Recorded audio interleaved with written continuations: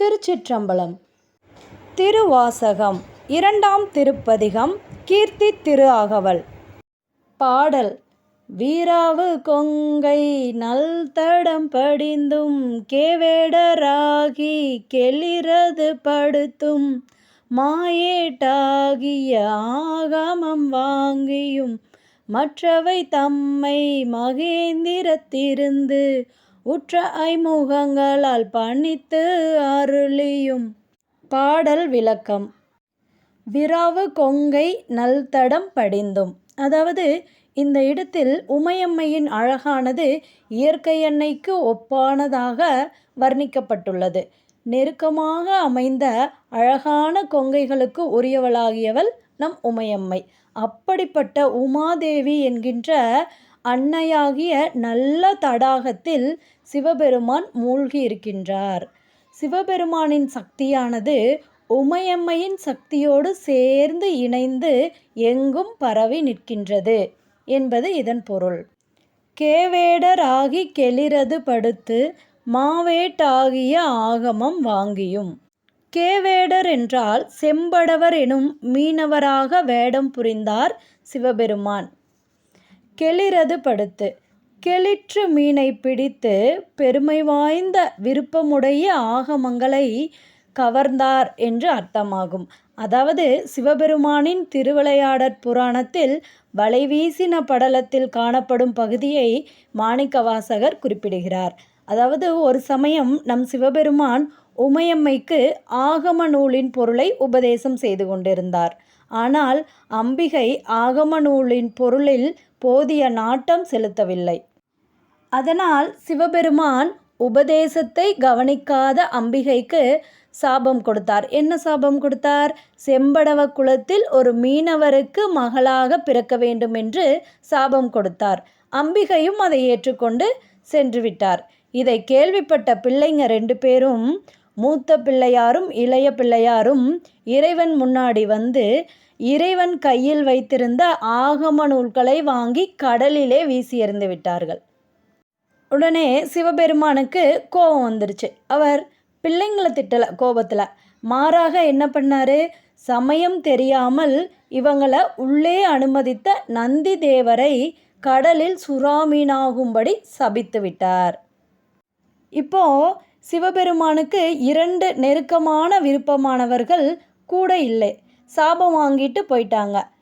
என்ன பண்ணுறது? பின்பு இறைவனே அந்த சாபத்தை தீர்க்க வேண்டி மீனவராக வேடம் தரித்து பூவுலகிற்கு வந்தார். அப்போது சுறாமீனாக ஆகமத்தை தன் வயிற்றில் தாங்கி திரிந்து கொண்டிருந்தார் நந்திதேவர். அப்போது சிவபெருமான் அந்த சுறாமீனின் வயிற்றை கிழித்து ஆகமங்களை மீட்டெடுத்தார்.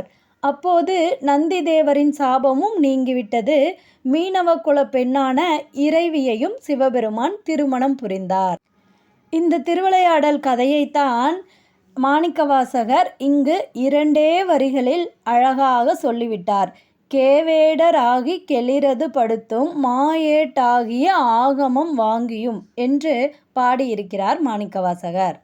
மற்றவை தம்மை மகேந்திரத்திருந்து உற்ற ஐமுகங்களால் பணித்து அருளியும். அந்த ஆகமங்களை மகேந்திர மலையிலிருந்து அவர் கொண்ட 5 திருமுகங்களால் உபதேசம் செய்கின்றார். அதாவது நம்ம முன்னமே பார்த்துருந்தோம், சிவபுராணத்தில் நிறங்கள் ஓர் 5 என்னும் பாடல் வரிக்கு விளக்கம் சொல்லும்போது 5 முகங்கள் பற்றி அடியேன் சொல்லியிருப்பேன். நினைவூட்டலாக மறுமுறை அதை சுருக்கமாக காண்போம். சிவபெருமானுக்கு ஈசானம், தற்புருடம், அகோரம், வாமதேவம், சத்யோசதம் என்னும் 5 முகங்கள் இருக்கின்றது. இவை முறையே கிழக்கு, தெற்கு, வடக்கு, மேற்கு மற்றும் மேல் திசைகளை நோக்கும் முகங்களாகும்.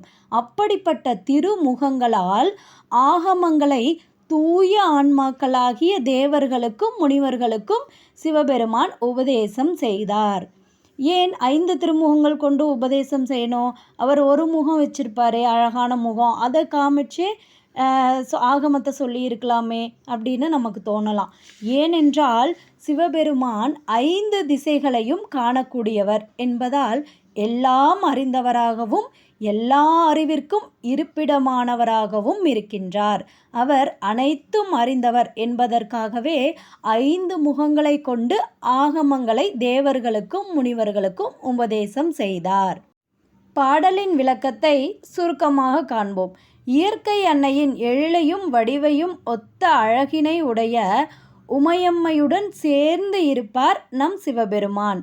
அனைவரும் விரும்பும் ஆகமங்களை மீனிடமிருந்து வலைவீசி மீட்பதற்காக செம்படவர் வேடம் ஏற்றார் நம் சிவபெருமான். மகேந்திர மலையில் எழுந்தருளி அவர் 5 முகங்கள் கொண்டு ஆகமங்களை அனைவருக்கும் உபதேசம் செய்தார் என்பது பாடலின் பொருளாகும். பாடலை மீண்டும் ஒரு முறை காண்போம்.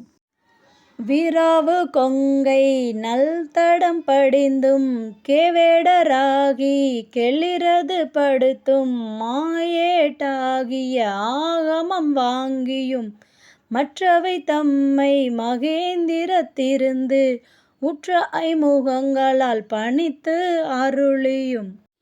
திருச்சிற்றம்பலம்.